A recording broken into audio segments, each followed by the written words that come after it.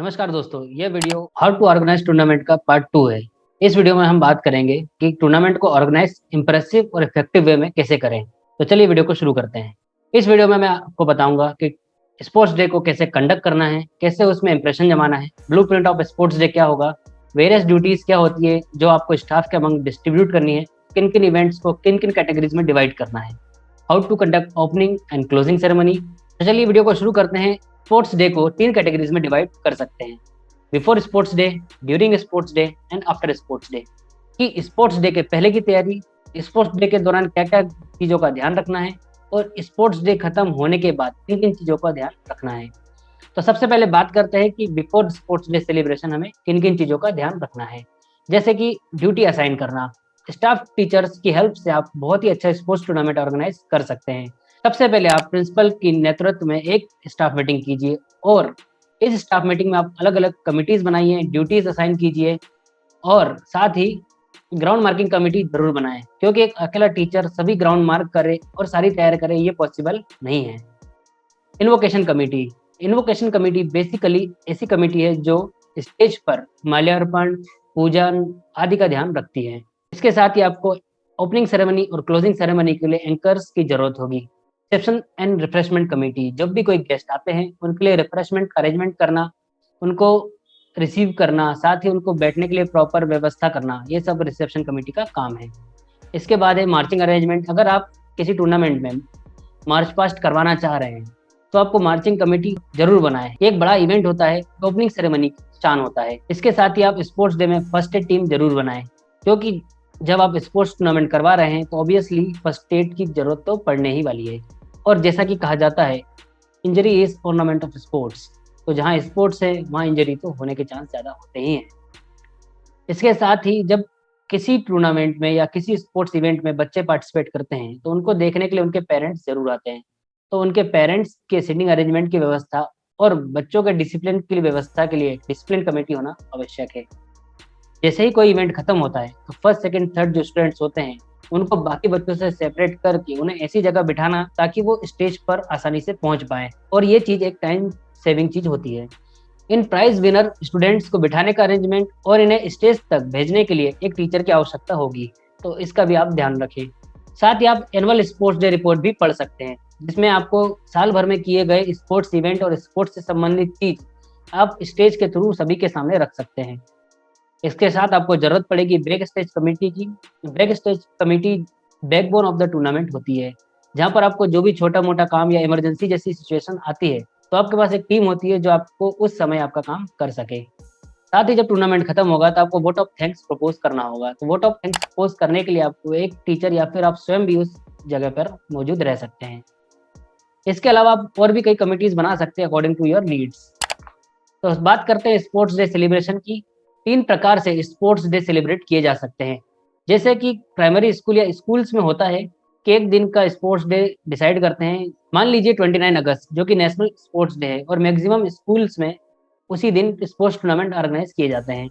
तो उस दिन कंटिन्यूस सेलिब्रेशन किया जाता है। मॉर्निंग में ही बच्चों को बुला लिया जाता है, दिन भर स्पोर्ट्स एक्टिविटीज होती है और शाम को क्लोजिंग सेरेमनी हो जाती है।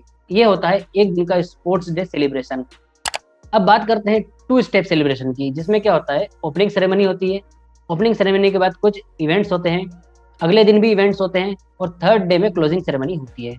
और तीसरे प्रकार का स्पोर्ट्स डे होता है जिसमें एक दिन ओपनिंग सेरेमनी होती है, पूरा साल स्पोर्ट्स डे चलता है स्पोर्ट्स कैलेंडर के अनुसार, और लास्ट में एक दिन की क्लोजिंग सेरेमनी होती है जिसमें एक इवेंट होता है और साथ ही पूरे ईयर के प्राइज डिस्ट्रीब्यूशन एक दिन में किए जाते हैं। अब हम बात करते हैं कि ब्लूप्रिंट ऑफ स्पोर्ट्स डे की, कि स्पोर्ट्स डे वाले दिन आपको किन किन चीजों का ध्यान रखना है, कैसे चीजें कंडक्ट करनी है। स्पोर्ट्स डे सेलिब्रेट करने वाले दिन इंपॉर्टेंट होता है ओपनिंग सेरेमनी, इवेंट वाला दिन और बाद में क्लोजिंग सेरेमनी।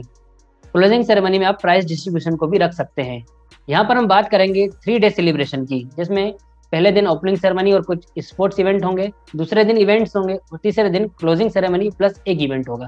तो सबसे पहले बात करते हैं ओपनिंग सेरेमनी की। ओपनिंग सेरेमनी में पहला इवेंट होता है हमेशा इन्वोकेशन सेरेमनी। इन्वोकेशन सेरेमनी होता है जिसमें आप पूजन, माल्यार्पण और गेस्ट का स्वागत वगैरह कर सकते हैं। इसके बाद आप वेलकम स्पीच रख सकते हैं। वेलकम स्पीच के बाद आप एक छोटा सा प्रोग्राम फ्लैग होस्टिंग का रख सकते हैं। यह दिखने में अट्रैक्टिव होता है और एक अलग ही रोल प्ले करता है और इससे प्रोग्राम फॉर्मल भी बन जाता है। तो फ्लैग होस्टिंग आप रख सकते हैं, जिसमें ज़्यादा कुछ प्रॉब्लम्स नहीं आती है। इसके बाद आप गेस्ट से ये बुलवा सकते हैं कि declaration of this meet open. इसके बाद आप टॉर्च रन रख सकते हैं, ये एक ऑप्शनल है। टॉर्च रन एक अट्रैक्टिव इवेंट होता है उस टूर्नामेंट का। मार्च पास्ट अगर आपने रखी है तो मार्च पास्ट के आप कमांड देकर उसे शुरुआत कर सकते हैं। ओथ टेकिंग सेरेमनी, ये एक छोटा सा इवेंट होता है और बहुत ही अट्रैक्टिव इवेंट होता है, जिसमें आप सभी ग्रुप्स के फ्लैग को आप सामने लेकर आते हैं, एक ओथ दिलवाते हैं, जिसमें आप बोलते हैं कि सभी बच्चे इस टूर्नामेंट को पूरे स्पोर्ट्समैनशिप के साथ खेलेंगे और एक दूसरे का रिस्पेक्ट करेंगे। ओथ टेकिंग सेरेमनी के बाद आप मार्च पास्ट को रखिए और उसके बाद address by the chief guest student को मोटिवेट करेंगे और एक ये छोटा सा इवेंट खत्म होगा। इसके बाद आप रखिए मार्च आउट, जिससे कि वो प्ले फील्ड खाली हो जाए। अब बात करते हैं organising of the event. Event को कैसे ऑर्गेनाइज करना है। ये एक बहुत बड़ा टास्क होता है कि सिस्टमेटिकली कैसे इवेंट को ऑर्गेनाइज करें। तो इनको हम डिवाइड करते हैं 2 पार्ट में, individual event and group event. अब इंडिविजुअल इवेंट्स क्या होते हैं और ग्रुप इवेंट्स क्या होते हैं।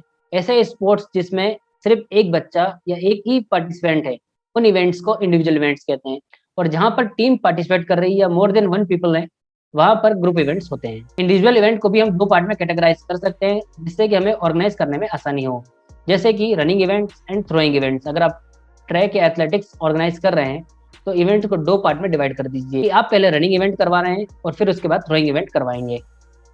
रनिंग इवेंट्स में बहुत सारे बच्चे आ जाते हैं, क्योंकि हर बच्चा जानता है कि वो दौड़ सकता है। तो इन बच्चों को कैसे अलग अलग किया जाए, तो रनिंग इवेंट्स को भी आप हीट एंड फाइनल में डिवाइड कर सकते हैं। हीट में आप उनको एक टारगेट दे दीजिए, जिसमें आप कहिए कि जो इस क्वालिफिकेशन मार्क को क्रॉस करेगा उन्हें आप फाइनल के लिए सिलेक्ट करेंगे। थ्रोइंग इवेंट में भी आप क्वालिफिकेशन मार्क रख सकते हैं कि जैसे कि शॉर्ट पुट है, अब शॉर्ट पुट को जो व्यक्ति इस क्वालिफिकेशन मार्क आगे फेंकेगा वही फाइनल के लिए क्वालिफाई करेगा। इससे आपको क्वालिटी नंबर ऑफ स्टूडेंट मिल जाते हैं, जिससे कि आपको इवेंट कराने में आसानी होती है। इसके बाद हम बात करते हैं ग्रुप इवेंट्स की।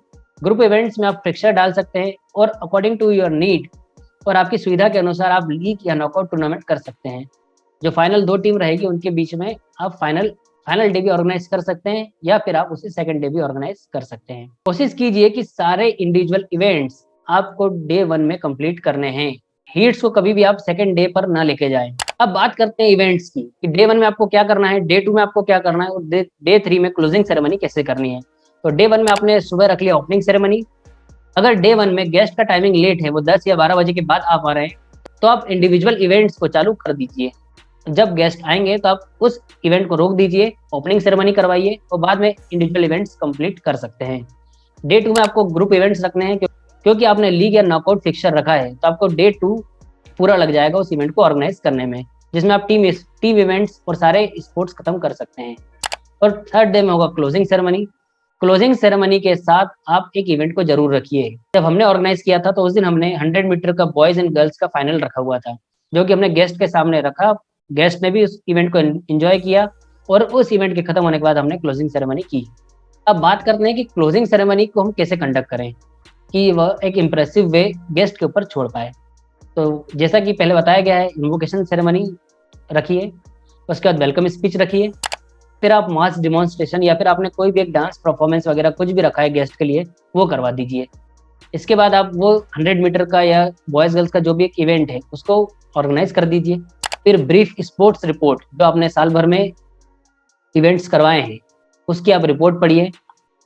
उसके बाद प्राइज डिस्ट्रीब्यूशन सेरेमनी रखिए। कोशिश कीजिए कि आप ज़्यादा से ज़्यादा स्टूडेंट्स को प्राइज दे पाएँ। अगर ज़्यादा से ज़्यादा नहीं दे पा रहे हैं तो मेन इवेंट्स के या टीम इवेंट्स के प्राइज जरूर डिस्ट्रीब्यूट करें और फोटोग्राफ्स लें। इसके बाद चीफ गेस्ट के द्वारा बच्चों को एड्रेस किया जाएगा।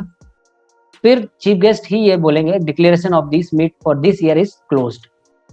इसके बाद में आप वोट ऑफ थैंक्स प्रपोज कीजिए और फ्लैग लोअरिंग सेरेमनी को कंडक्ट कीजिए।